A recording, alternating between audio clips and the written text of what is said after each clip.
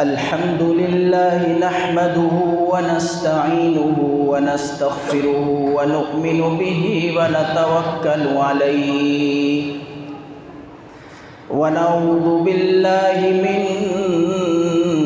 شرور أنفسنا ومن سيئات أعمالنا من يهده الله فلا مضل له ومن يضلله فلا هادي له وأشهد أن لا إله إلا الله وحده لا شريك له وأشهد أن سيدنا وسندنا ونبينا وشفيعنا وهادينا ومرشدنا ومولانا محمدا عبده ورسوله أما بعد فأعوذ بالله من الشيطان الرجيم بسم الله الرحمن الرحيم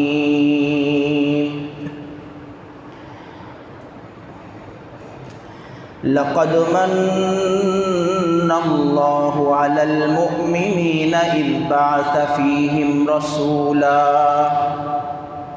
وقال الله تبارك وتعالى في مقام آخر إنك لعلى خلق عظيم وقال النبي صلى الله عليه وسلم إنما بعثت لأتمم مكارم الأخلاق صدق الله وصدق رسوله النبي الكريم ونحن على ذلك لمن الشاهدين والشاكرين والحمد لله رب العالمين. میرے واجب الاحترام قابل عزت تکریم بزرگوں اور بھائیوں،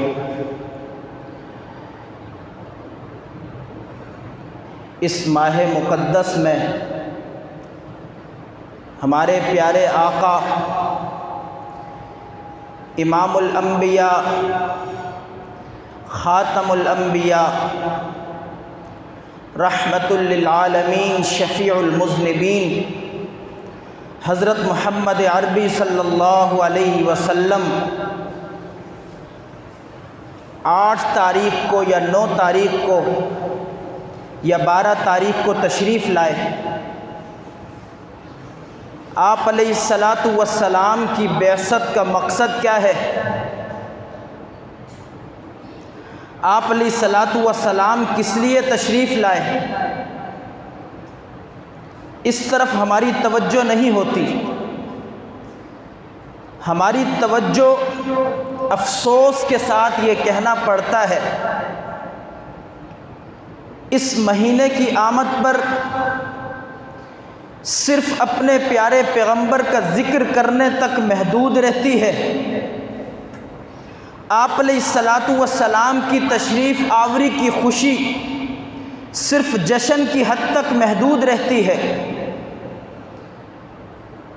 اور جو حقیقی آپ علیہ الصلاۃ والسلام کی بعثت کا مقصد ہے اس کی طرف ہماری کتنی توجہ ہے؟ یہ سوال کوئی کرے ہی نہ. آپ علیہ الصلاۃ والسلام اس دنیا میں تشریف لائے اور پھر فرمایا انما بعثت لأتمم مکارم الاخلاق، یقیناً میں بھیجا گیا ہوں مکارم اخلاق کی تکمیل کے لیے، یعنی حسن اخلاق کا جو اعلیٰ ترین درجہ ہے اس کی تکمیل کے لیے، اس کو مکمل کرنے کے لیے بھیجا گیا ہوں. اور ایک روایت میں فرمایا انما بعثت لکسر المزامیر، کہ میں موسیقی کے آلات کو توڑنے کے لیے بھیجا گیا ہوں۔ افسوس کا مقام ہے کہ اسی نبی کے نام لینے والے اسی نبی کی تشریف آوری پر موسیقی کا انتظام اور انصرام کریں، گانے بجانے کا، ناچ کا باقاعدہ پیسہ خرچ کر کے انتظام کریں، جبکہ اس نبی کا یہ فرمان عالی شان موجود ہے، انما بعثت لکسر المزامیر، میں تو موسیقی کے آلات کو توڑنے کے لیے بھیجا گیا ہوں، میں تو اخلاق کو سنوارنے کے لیے بھیجا گیا ہوں۔ ہم امتی ہیں، عشق رسول کا دعویٰ کرنے والے ہیں، ہمارے اندر اس نبی کے کتنے اخلاق آئے ہیں، پچھلے سال سے لے کر اس سال تک اخلاق میں جو کمی تھی اس کو ہم نے کس حد تک پورا کیا؟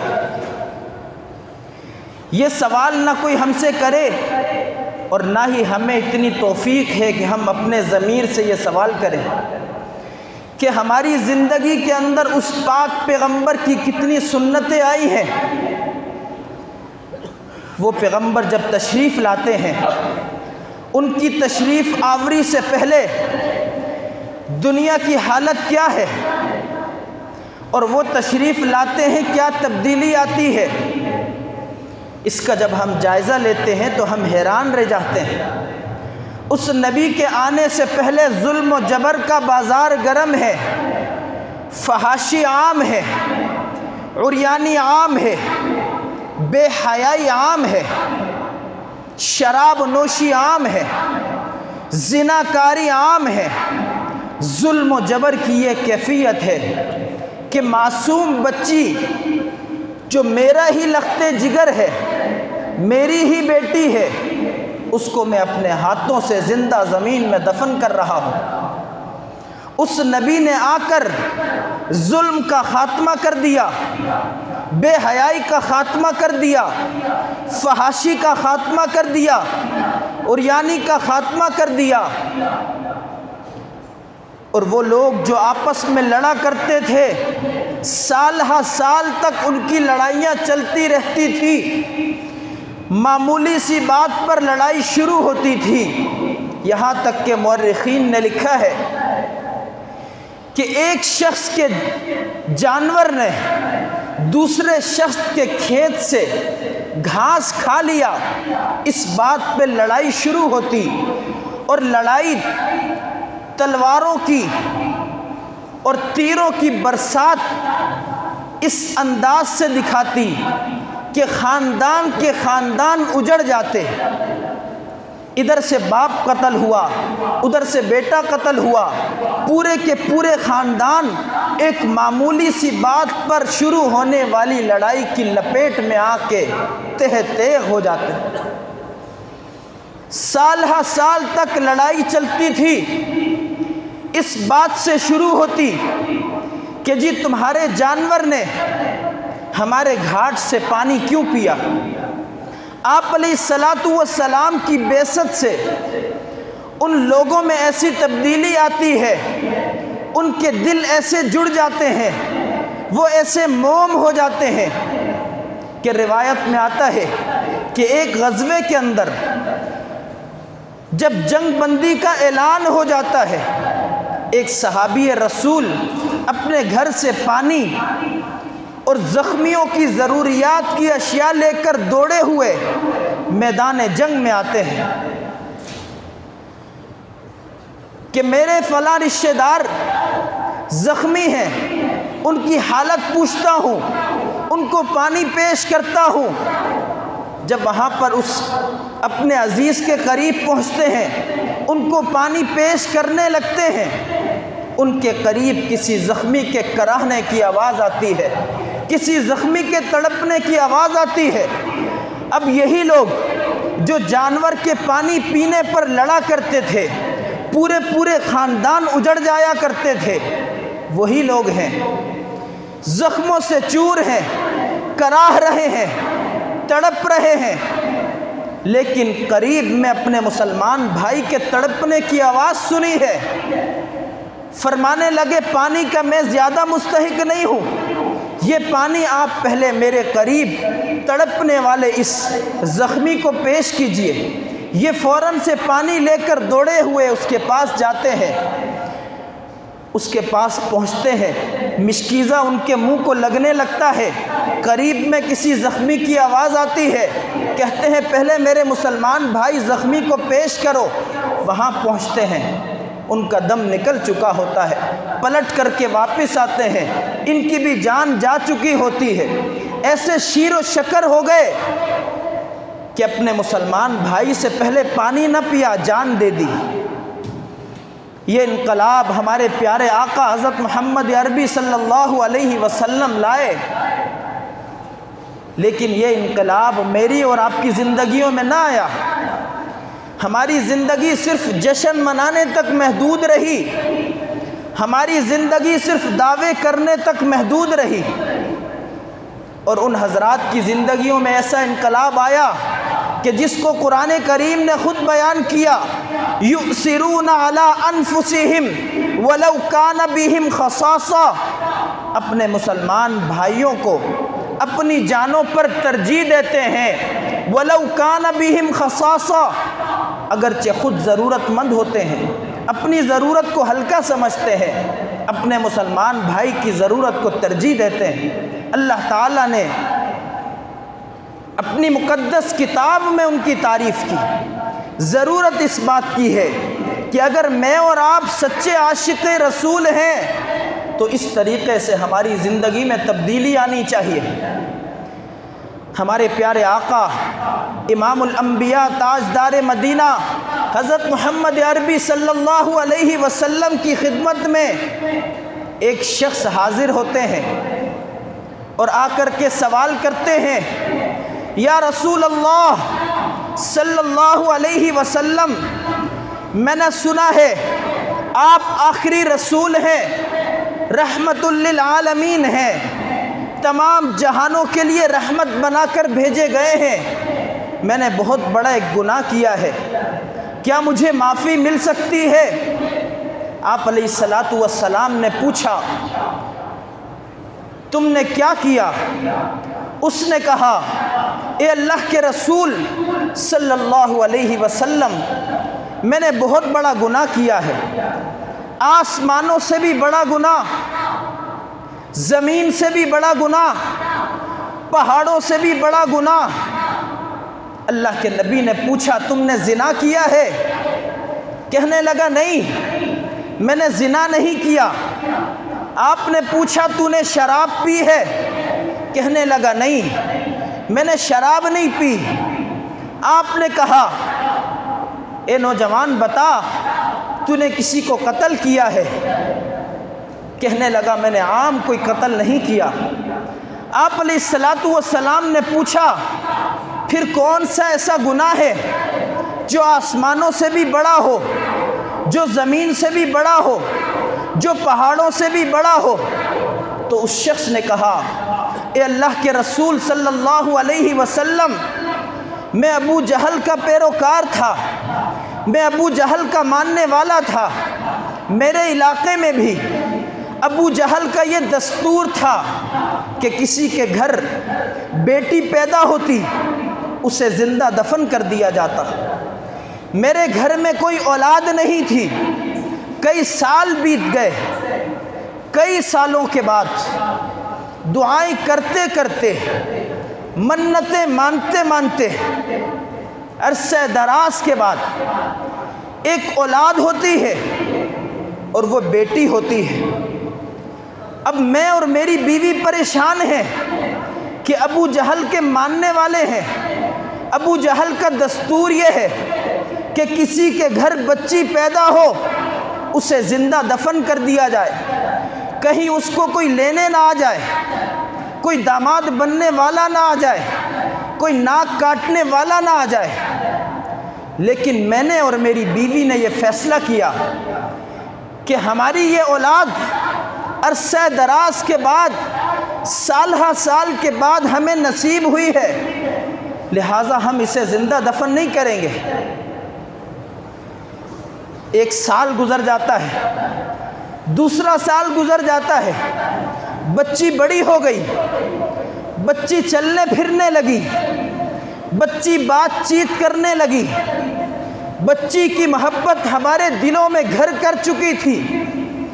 جب میں کام کاج سے فارغ ہو کر گھر آتا، بچی میرے سینے سے چمٹ جاتی تھی، میری ساری تھکاوٹ دور ہو جاتی تھی، بچی سے گفتگو کر کے میری سارے دن کی تھکن دور ہو جاتی تھی۔ ایک دفعہ ایسا ہوا، ظاہر ہے بچی بڑی ہو گئی ہے، چلنے پھرنے والی ہو گئی ہے، اس کو چھپانا ممکن نہیں رہا۔ ابو جہل کو پتہ چل گیا۔ راستے میں ایک دفعہ ابو جہل کی مجھ سے ملاقات ہوئی۔ ابو جہل نے کہا، تیرے گھر میں بچی ہے، تو ہمارا ماننے والا ہے اور تو اسے زندہ دفن نہیں کرتا، آج ہی میرے جلاد آئیں گے، اسے قتل کر دیں گے۔ میں نے ابو جہل سے وعدہ کیا کہ میں اپنی بچی کو زندہ دفن کر دوں گا، کہیں ایسا نہ ہو کہ ابو جہل کے جلاد آ کر اسے قتل کر ڈالیں اور پھر میری بے عزتی ہو، پورے معاشرے میں میری رسوائی ہو۔ چنانچہ میں نے ابو جہل سے وعدہ کر لیا کہ میں خود اپنے ہاتھوں سے اپنی بچی کو زندہ دفن کر دوں گا۔ گھر پہ آتا ہوں، اس بچی کی والدہ سے کہتا ہوں کہ اس معصوم بچی کو تیار کرو، اس کے ماموں کے پاس لے کے جانا ہے، کہیں ابو جہل کے جلاد آ کر اس کو قتل نہ کر ڈالیں۔ اس کی ماں نے اسے تیار کیا، اسے نہلایا، اسے خوبصورت کپڑے پہنائے، اس کی آنکھوں میں سرما لگایا، تیل لگایا، تیار کیا۔ اب میں اس معصوم بچی کو اٹھاتا ہوں، سینے سے لگاتا ہوں، اس کی ماں کو یہ بتایا ہے کہ اس کے ماموں کے گھر لے کے جا رہا ہوں، کہیں ابو جہل کے سپاہی آ کر اس کو قتل نہ کر ڈالیں۔ اس کی ماں نے خوشی خوشی میرے ساتھ رخصت کر دیا۔ بچی کو اٹھا کے سینے سے لگا کے روانہ ہونے لگتا ہوں۔ دروازے کے پاس ایک کدال اور رسی میں نے چھپا کے رکھی ہے، وہ ساتھ میں اٹھا لیتا ہوں۔ بچی کی ماں سے اوجھل ہو چکا ہوں، بچی کو لے جا کر کے جنگل بیابان کی طرف جاتا ہوں۔ بچی مجھ سے کہتی ہے، ابا جان، اس علاقے میں تو میرے ماموں کا گھر نہیں ہے۔ میں اس کو تماچا مارتا ہوں، ابو جہل کا خوف میرے دل پہ سوار ہے۔ میں کہتا ہوں خاموش ہو جا، بچی خاموش ہو جاتی ہے۔ جنگل بیابان میں ویرانے میں لے جا کر کے میں گڑھا کھودنے لگتا ہوں۔ بچی پوچھتی ہے، ابا جان یہ کیا کر رہے ہیں؟ میں کہتا ہوں خاموش ہو جا۔ جب میں گڑھا کھودنے لگتا ہوں، بچی اپنا دوپٹہ بچھاتی ہے اور مٹی اس میں ڈالنے لگتی ہے۔ اس طرح سے وہ گڑھا کھودنے میں میرے ساتھ مددگار ہو جاتی ہے، مجھ سے گفتگو کرنے لگتی ہے۔ میرا خیال ابو جہل کی طرف ہے، اس کا خوف میرے دل پہ سوار ہے۔ کافی دیر کے بعد جب گڑھا کھود چکا ہوتا ہوں، اسی بچی کو اٹھا کے گڑھے میں ڈالنے لگتا ہوں۔ بچی رو پڑتی ہے کہ ابا جان، اگر اسی طرح مجھے زندہ دفن کرنا تھا تو میرے گھر میں بتا دیتے، میں اپنی اماں کو آخری سلام تو کر کے آ جاتی۔ جب وہ یہاں تک پہنچتا ہے، اللہ کے نبی علیہ السلام کی آنکھوں سے آنسو بہ رہے ہیں۔ آپ علیہ السلام کی داڑھی مبارک آنسوؤں سے بھر چکی ہے، زاروں قطار رو رہے ہیں، ہچکیاں بندھی ہوئی ہیں۔ وہ نوجوان کہتا جا رہا ہے، اے اللہ کے رسول، میں نے اس کی ایک نہ سنی، اس کو میں نے گڑھے میں لٹا کر کے اس کے سینے پہ ایک ریت کا تودا رکھا، ایک بھاری پتھر رکھا، جس سے اس کی آواز ہمیشہ ہمیشہ کے لیے بند ہو گئی۔ اس کی آواز پر میں نے کوئی توجہ نہیں دی۔ کہنے لگی، ابا جان مجھے گھر میں بتا دیتے، میں اپنی اماں کو آخری سلام کر کے آ جاتی۔ پھر کہنے لگی، ابا جان میرا قصور تو کوئی نہیں، میری غلطی تو کوئی نہیں، میں نے کبھی تیرے حکم کی کوئی نافرمانی نہیں کی، اگر میں نے کی ہے مجھے معاف کر دیجئے، میں ساری زندگی تیرے سامنے نہیں آؤں گی، میں ساری زندگی تیرے علاقے میں نہیں آؤں گی۔ میں نے اس کی ایک نہ سنی، اس کے سینے پہ پتھر رکھا، اس گڑھے کو بند کر دیا۔ اس دن کے بعد سے روزانہ وہ بچی خواب میں مجھے ملتی ہے اور کہتی ہے ابا جان قیامت کا دن ہوگا، رسول اللہ کی عدالت ہوگی، میرا ہاتھ ہوگا، تیرا گریبان ہوگا۔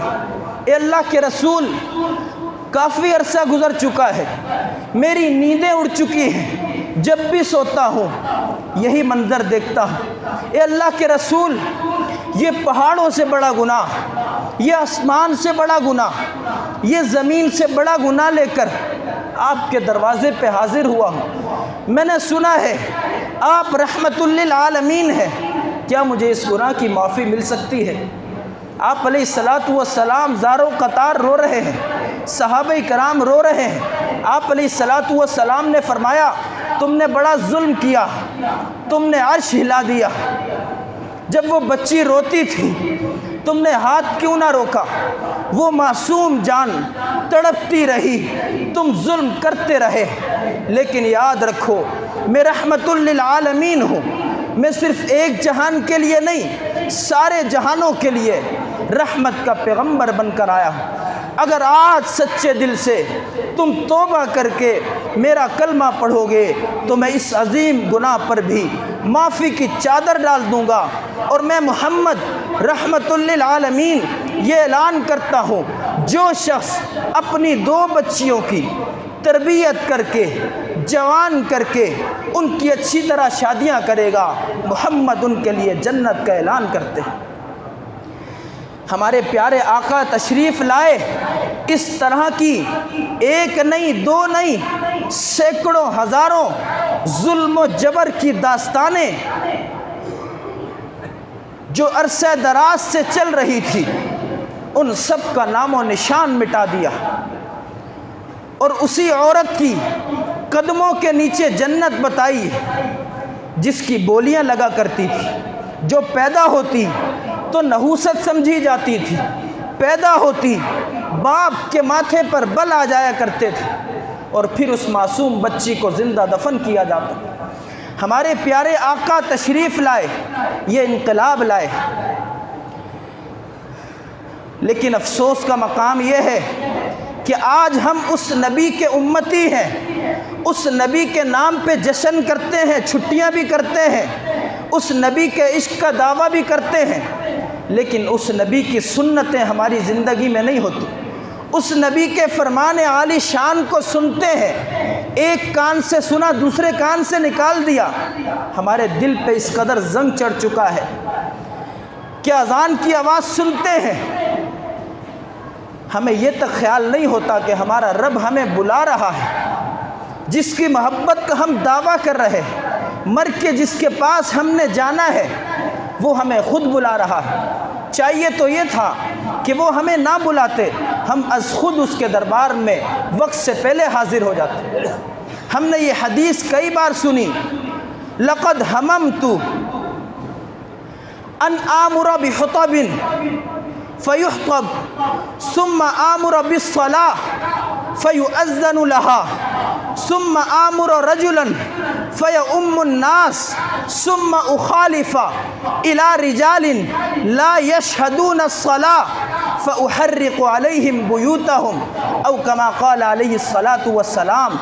کہ ہمارے پیارے آقا جن کی محبت کا ہم دعویٰ کرتے ہیں وہ فرماتے ہیں کہ میرا دل چاہتا ہے کہ میں لکڑیاں جمع کرنے کا حکم دوں، جب لکڑیاں جمع ہو جائیں میں نماز کے لیے حکم دوں ایک شخص کو کہ وہ اذان دے، اذان دی جا چکی ہو، پھر میں کسی کو حکم دوں کہ وہ آ کر کے نماز پڑھائے، جب نماز کھڑی ہو جائے، جماعت شروع ہو جائے تو میں پلٹ کر کے ان لوگوں کے گھروں کی طرف جاؤں جو گھروں کے اندر نماز پڑھتے ہیں، فَأُحَرِّقُ عَلَيْهِمْ بُيُوتَهُمْ، ان کو ان کے گھروں سمیت جلا کر راکھ کر دوں۔ اپنے نبی کا یہ پیغام ہم نے سنا ہوگا لیکن ہمارے دل پہ چوٹ نہیں لگتی، کیونکہ صحیح معنوں میں عشق رسول نہیں ہے، عشق رسول کا صرف دعویٰ ہے۔ یہ اللہ کے نبی ان لوگوں کے بارے میں فرما رہے ہیں جو نماز پڑھتے ہیں مگر گھروں میں پڑھتے ہیں۔